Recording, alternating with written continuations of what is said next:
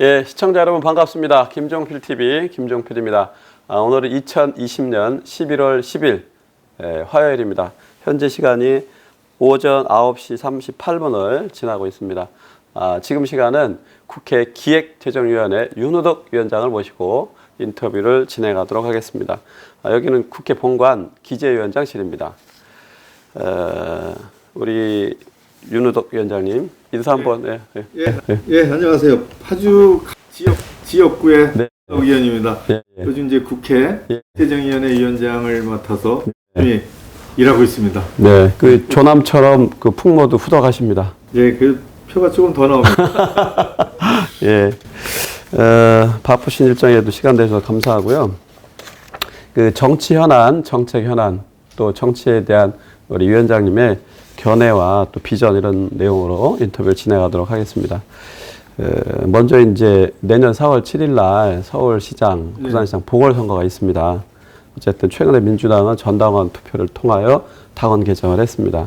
이 부분에 대한 이제 당내에서도 좀 논란이 있고 여러 일각에는 비판적인 문제 제기도 있습니다. 아쉬운 대목이 있다든가 어떻게 보십니까? 뭐 정치는 현실이라고 생각을 해요. 그리고 정당은 선거를 통해서 선거에서 이겨서 집권을 하는 그런 목적을 가진 게 정당이라는 주체죠. 근데 상대당의 잘못을만 상정을 하고 그 후보를 내지 않는 이제 당헌 당규를 만든 거 아닙니까? 그거는 당시 시점에서도 논란이 많았어요. 우리가 그런 잘못을 저지를 수도 있다라는 생각을 했어야죠. 당시 좀 도덕적인 오만함이 있었다. 우월성 이런 게 있죠. 그 박근혜 대통령이 탄핵으로 대통령을 중도 하차하지 않았습니까? 한 거 아닙니까?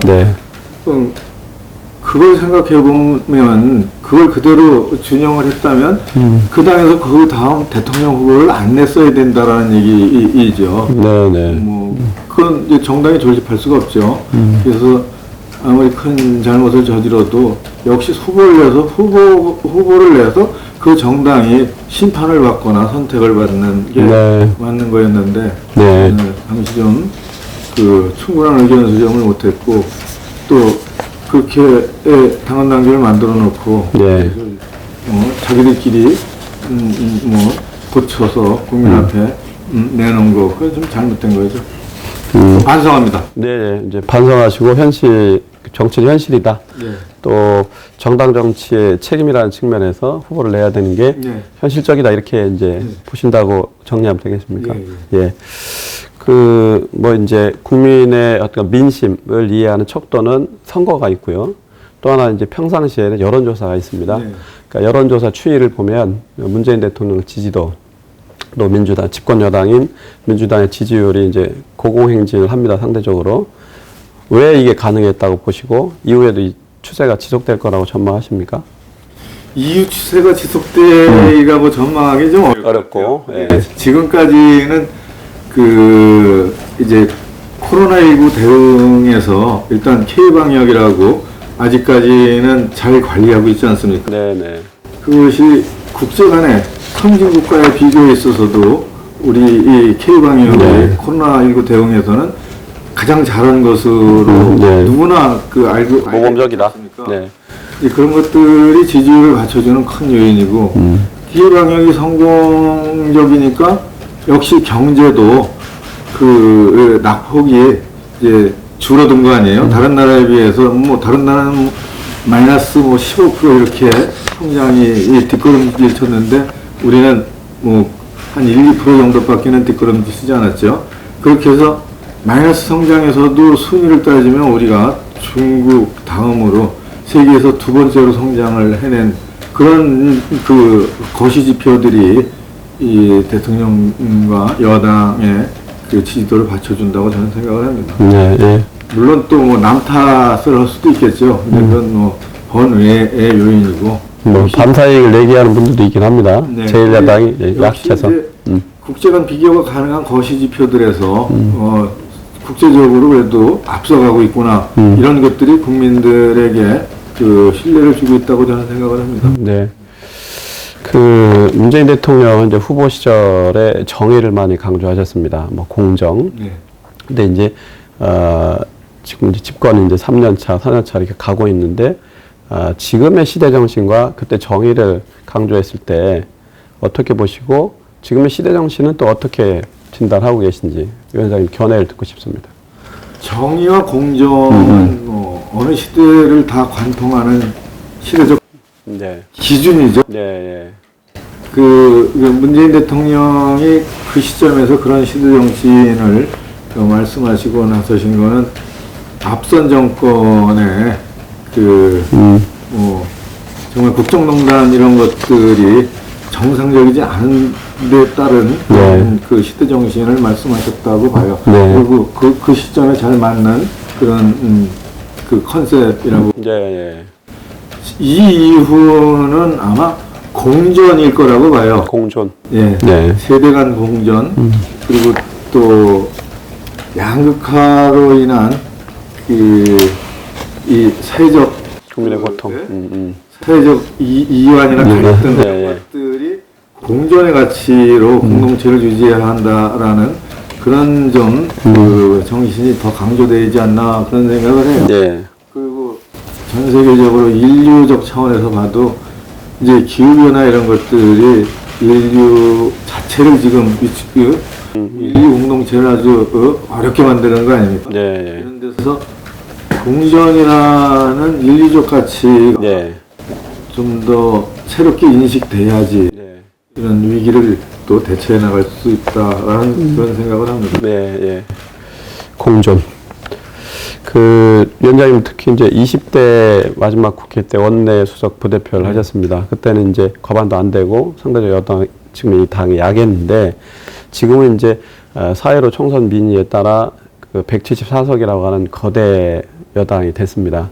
책무가 그만큼 이제 높기도 하고 어쨌든 입법부로서 역할을 해야 되는데 그럼 이제 야당하고의 관계를 어떻게 아까 말씀하신 공존의 맥락도 있고 협치. 그러니까 협치는 야당을 비맞추는 게 아니라 국민을 위해서 입법의 성과나 국회 역할을 잘 해야 되는 거다라고 이제 보고 있는 건데 그럼 협치는 어떻게 실현할 수 있고 또 국회 차원에서 규제위원장으로서 역할은 어떻게 할 수 있다고 보십니까?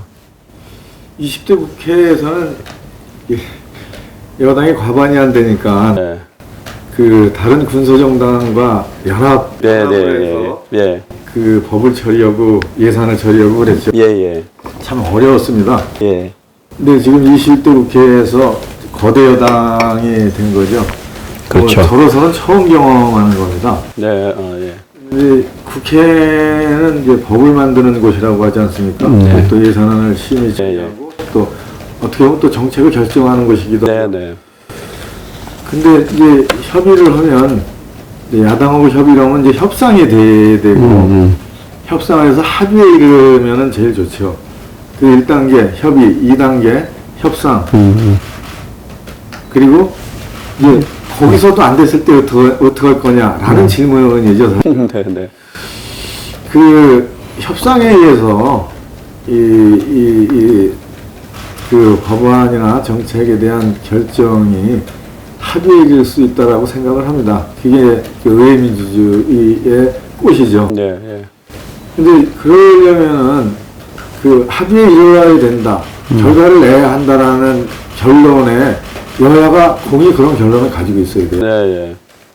근데 결론을 내야 한다라는 거에서 거대 여당은 결과에 책임을 져야 되기 때문에 매 순간 결론을 내야 하는 그 위치에 있는 거죠.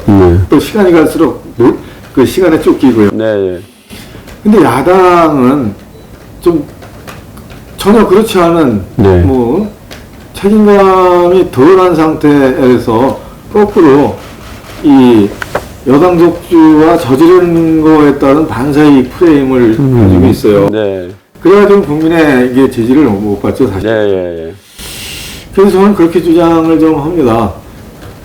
야당목, 제1야당목에 국회 부의장을 빨리 뽑아라. 그래서 표결에 책임을 져라. 그래야 정당이죠. 국회에서 의석을 가진 원내 교섭단체 정당이죠. 근데 아직 그 제1야당목의 국회 부의장도 내놓지 않고, 그리고 그 정책 쟁점 있는 법안이나 이런 거에 대해서는 표결에 참여도 하지 않고, 이런 상태가 예상이 되고 또 우려되는 거 아닙니까? 네. 그래서 뭐 저는 그렇게 생각해요. 1단계 협상을 하고 네. 합의를 한다. 네. 근데 그래도 안 되면 3단계 결심을 해야 된다고 봐요. 네. 그래서 야당도 결심하기 전에 다수결로 처리하겠다라고 결심하기 전에 결론을 내는 합의에 이를 수 있는 그런 또 결심을 좀 해주길 바랍니다. 네. 근데 이제 국민 여론을 보면 그 추이가 여러 여론조사의 추이를 보면 그 현재 민주당의 절반 수준이거나 아니면 3분의 2 수준이거나 차이는 있습니다만 어쨌든 국민들이 그렇게 보고 있는 게 흐름인 것 같습니다. 그러니까 말씀하신 대로 무책임하거나 무능하거나 이런 측면이 있는 거죠. 근데 한편으로는 이제 국회의 성과와 공정을 위해서는 일정한 이제 양보, 그러니까 최선이 아니면 차차선 이걸 이제 집권 여당은 무한 책임이니까 그런 면에서 양보나 협상에서 유연성이 좀 더 필요하다라고 하는 일각의 이제 문제 제기는 또 어떻게 판단하십니까? 그거는 뭐 정확한 지적이죠. 그 의석수를 믿고 양보하지 않고 협상을 하면 네네. 협상이 안 되는 거죠. 예, 예. 근데 서로 주고받을 걸 내놔야 돼요. 그렇죠. 예. 뭐 조금씩은 또 원한 대로만 의결할 수는 없으니까 조금씩은 차선의 방안을 서로 내서 네. 그걸 가지고 합의에 이르러야 되는데 그 부분에서는 아직 미숙하죠. 그게 우리 정치 현실인 것 같긴 해요. 네, 거기에 네. 이제 또 양측의 진영 논리가 또 개입되고 그렇죠. 또 장외에서 응원전이 또 너무 격해지면은 네. 우리도 문신이 그 자유롭지 못한 그런 상황까지 가게 돼요. 네. 그렇다 하더라도 합의를 해서 결론을 내려는 그 각오들은 좀 가져야 된다고 봅니다. 네. 진솔한 말씀 감사합니다. 그리고 이제 그 기재위원장으로 역할을 하고 계신데, 그러니까 이제 일하는 국회가 국민들의 여망입니다. 총선 민의의 가장 핵심인데, 특히 이제 지금 책임을 맡고 계신 국회 기재위는 일하는 국회를 어떻게 실현할 수 있을지 아니, 뭐 우리 기재위원회는 일 열심히 하고 있습니다. 그러니까 예. 상임위가 이제 상임위 전체회의가 있고 예. 우리는 이제 법안 소위, 예. 뭐 예결 소위, 뭐 일반 재정 소위 이렇게 있는데 세법 소위는 지금까지 그 정부에서 제출하고 의원 발의 법안을 하나도 빼놓지 않고 다 심의를 합니다. 네. 그래서 회의를 진짜 많이 하죠. 아마 네. 제일 많이 할 거예요. 네. 그래서 성과를 내고 열심히 집중해서 의논하고 하는 건 잘해요. 네. 이 문제는 이제 상임위 일정이 원내대표 협상에 의해서 상임위 일정이 결정되잖아요. 네. 그 전체 회의도 그렇고 뭐 법안을 처리하는 날짜도 그렇고 상임위 날짜도 어떻게 보면 원내대표 간의 협상으로 결정이 되는데 네. 저는 이게 원내대표들 간의 독재라고 봅니다. 예. 어떻게 국회가 상임위로 구성되어 있지 원내대표로 구성되어 있는 건 아니거든요. 그렇죠. 의장이 있고 그리고 그렇죠. 각 상임위가 있는 거예요. 네. 예. 그래서 각 상임위 자체적으로 의사일정을 정하고 네. 또 결과를 도출해낼 수 있게 전적으로 자율권을 보장해 줘야 돼요. 상임위 주도력을 높일 수 예. 있도록. 일정 자체도 네, 예. 그러면 뭐 거친 표현으로 그 원내교섭단체의 원내대표들 간의 독재 카르텔을 깨야 됩니다. 네. 뭐 원내대표가 네. 결정하고 네. 상임위를 뭐 이렇게 하고 그리고 또 상임위에 있는 네. 법안이나 정책에 대해서 좌지우지하고 네. 이러는 건 안 되죠. 네. 그 상임위의 법은 그 상임위에 있는 의원들이 아무래도 더 많이 들여다보고 그렇죠. 예. 그래서 위원회 중심의 국회가 되려면은 우선 원내교섭단체 합당의 원내대표 독재 카르텔을 좀 네. 깨버려야 돼요. 저는 그렇게 늘 주장합니다. 거의 제목을 주셨는데요, 기사님. 네. 하여간 일하는 국회로 발전하고, 그러니까 혁신을 하기 위해서는 상임위 어떤 주도의 중심주의로 가는 게 현실적이고, 그게 미래가 있다. 그렇죠. 예. 또, 뭐 민주주의 국가들 보면 사실은 이제 그렇게 선진국들은 대체로 그렇게 많이 하기도 합니다. 그건 또 당론하고도 막 연결되고 그래서 이런 게 좀 극복되는 게 정치 혁신이라고 하는 뭐 의견도 사실 있고요. 네. 예. 자, 이제 이어서 그 이제 재정 준칙 관련된 부분인데 뭐 과거에 이제 민주당은 이 관련 법안도 내면서 재정 건전성 여기에 이제 무게를 두기도 했고, 근데 지금 이제 여당 입장입니다. 그 정부의 재정 준칙안에 대해서 좀 부정적인 기류들이에요. 네, 부정적인. 예, 예. 그 이유는 뭡니까? 뭐 야당 대보고 여당 대보고 그렇죠. 예. 저도 여당 때 재정 건전성 무척 주장했어요. 그렇죠. 예. 국가부채 비율 뭐 따지고 그랬죠. 예. 근데 역시 이거는 여야 입장이 기본적으로 좀 달라요. 야당 입장에서는 국민의 혈세를 잘 어떻게든 지켜야지. 효율적으로 또 짜임새 있게 써야 한다라는 주장을 하고 재정 건전성을 주장을 하죠. 예. 그건 정부와 여당을 견제해야 하는 야당의 소임이에요. 네, 예. 맞다고 봅니다. 네, 예. 근데 정부와 여당은 그 책임진 상태에서 경기도 활성화시켜야 되고 또 서민들 삶도 돌봐야 되고 그러면 재정을 예. 확장해서 쓸 수밖에 없어요. 그리고 지금 코로나19 이런 상황은 미래가 가늠이 안 되는 거 아닙니까? 이런 재난의 시절에는 어려운 사람이 더 빨리 어려워지고 더 고통이 이제 쌓여가죠. 이럴 때는 어쩔 수 없이 재정 정책으로 또 확장적 재정으로 이 위기를 감당하는 수밖에 없는 시점입니다. 지금 시점에서 이 재정 준칙을 의논하는 거는 사실은 좀 시점상 안 맞습니다. 그리고 재정은 건전 재정이냐의 문제가 아니라 사실은 지속 가능한 재정이냐의 논쟁. 그렇죠. 사실은 그 논쟁의 출발점 핵심은 그거죠. 네네네. 아니 경제 규모는 커지고 국제적 위기 상황은 늘 도래하는데 어떻게 재정을 지속 가능하게 하느냐 이렇게 해야지 웬 수치에 맞춰서 뭐 40% 45% 국가 부채 비율을 정해놓고 거기에 묶여 있다 보면은 유연하게 이 급변하는 그 국제적 경제 상황에 네. 맞춰내기가 참 어렵죠. 네. 그래서 저는 코로나19가 좀 극복된 시점쯤에서 지속 가능한 재정을 어떻게 가져갈 거냐에 대한 종합적인 논의를 그때쯤 시작했으면 좋겠습니다.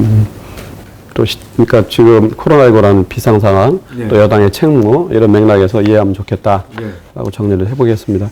자, 이제 증세 불가피론에 대한 건데요. 이제 저출산 고령화 시대에 진입을 했고 본격적으로 그러니까 이제 세수 부족 현상이 계속 이제 확산이 되는데, 그러니까 증세가 필요하다고 보시는지, 필요하다면, 그러니까 뭐 일단 국민적 논의도 필요할 테고 국회부터 순서와 방법 이런 부분들에 대한 디테일은 좀 준비를, 그러니까 고민을 해보셨는지요?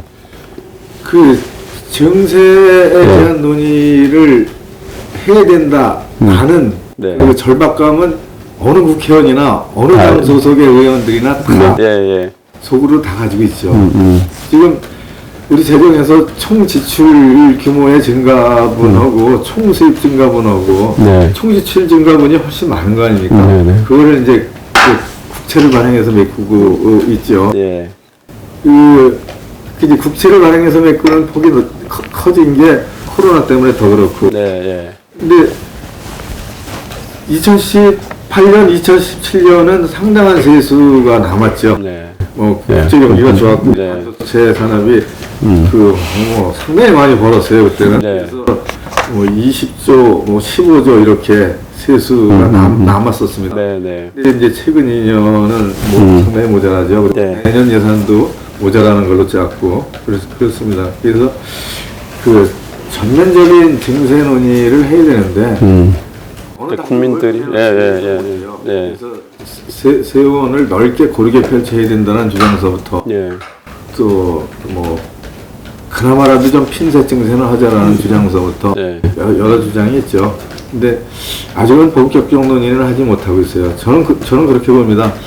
이제 금년 지나면 이제 대선 국면으로 들어가는 거 되잖아요. 내년 가을이면 대선 후보를 뽑아야 되고 각 당에서 그 과정에서 그 각 후보 어느 당의 후보들도 다 이제 새로운 비전을 제시하고 그 국가 경제를 어떻게 활성화시키고 미래 먹거리 산업 어떻게 키워 나갈 거다라는 비전을 제시합니다.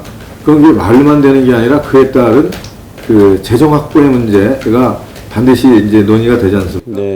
그럼 그런 그 집권에 대한 플랜을 가진 그 지도자들 그리고 그 진영에서 더 미래 사회를 들여다보면서 그 이제 정세 논의를 해야죠.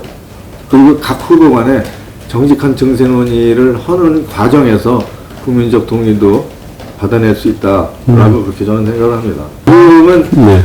뭐 핀셋 증세나 부분적으로 뭐 조그만 증세 이런 거 정도를 한 거죠. 이번 같은 경우는 이제 소득세 최고 세율을 10억 이상 부분에서 네네. 로 증액하는 네네. 그 세율 인상하는 법안이 이제 정부 안으로 들어와 있고 네. 그리고 또 지난 8월 달에는 부동산 관련 세제를 상당히 중과 세제로 예.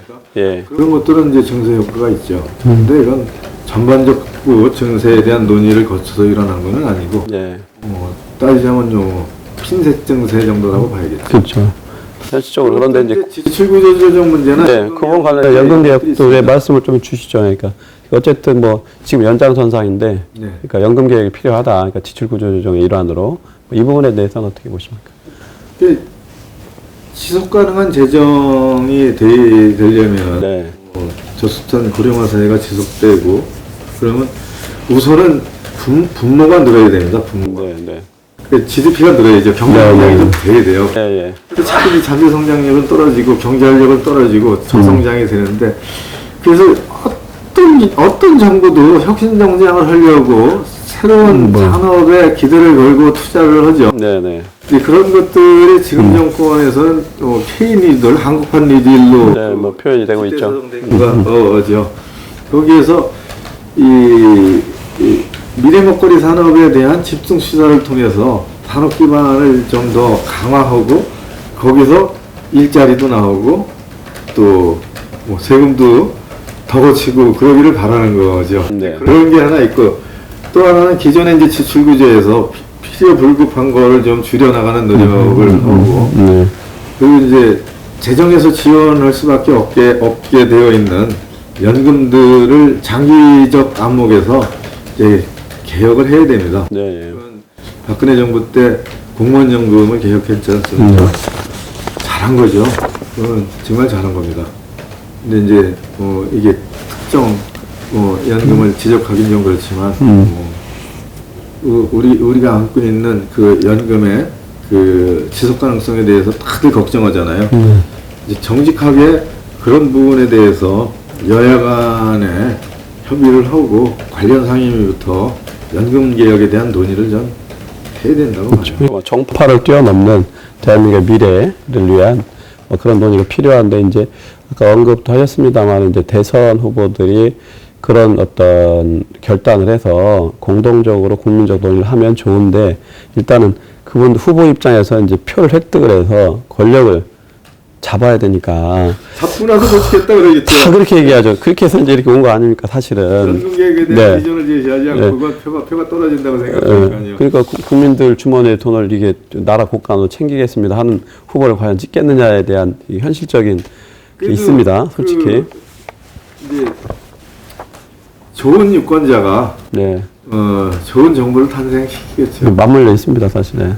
주권자와 후보자가 붙어 있는 건데, 아까도 언급하셨습니다만, 최근에 재산세이나 라든가 증권 양도소득세 과세 대상 유보 이런 부분들이 사실은 이제 개혁의 과제였는데 이게 이제 유보되거나 후퇴되는 걸로 지금 보여집니다. 그러니까 이 부분에 대해서는 그럼 어떤 입장을 설명하실 수 있겠습니까? 부분은 뭐 그렇게 후퇴한 거는 아닌 걸로 결말을 냈죠. 이제 재산세는 뭐 세율이 이렇게 높지는 않은데 그 최근에 가격이 많이 상승해서 그래서 가격 상승한 것을 이제 공시가로 현실화시키니까 이 금액으로 이제 늘어나게 되는 거죠. 그거를 일단은 그 일정선의 서민주택에서는 늘지 않게 노력을 했던 거죠. 그리고 증권양도세 과세 부분은 이제 일정대로 그 대지주 의료권을 10억에서 3억으로 낮추는 내년 4월서부터 시행되게 돼 있었던 거죠. 뭐 결국은 후퇴했습니다. 후퇴한 거는 뭐 기획재정위원장 입장에서 보면은 좀 그 안타깝죠. 그 법이든 시행령이든 정해졌으면은 시행을 한 후에 보완해 나가는 건데 이제 시행을 하지도 않고 그걸 또 고치게 된 거죠. 그래서 그 시행령이나 법이나 안정성에 있어서 문제가 발생한 거죠. 이 부분에 대해서는 홍남기 부총리가 사의를 표명할 정도로 책임지는 자세를 보여줬죠. 그렇지만 하여튼 또 정책이라는 게 현실을 반영할 수밖에 없지 않습니까? 요즘 같은 경우 워낙 부동산 쪽으로 자금이 몰리는데 증시 쪽에 자본시장 쪽에 자금이 선순환되는 게 우리 기업에도 좋고 우리 경제에도 좋은데 주말에 이제 연말에 대주 지분을 줄이려는 그 매도 물량에 대한 우려가 있었던 거죠. 그 부분을 해소한 것도 일면 의미 있다고 봅니다. 뭐 절반의 성공, 절반의 실패. 뭐 하여간 스텝 바이 스텝 이런 정도로 이해하는 걸로 했으면 좋겠다는 맥락으로 이해하겠습니다.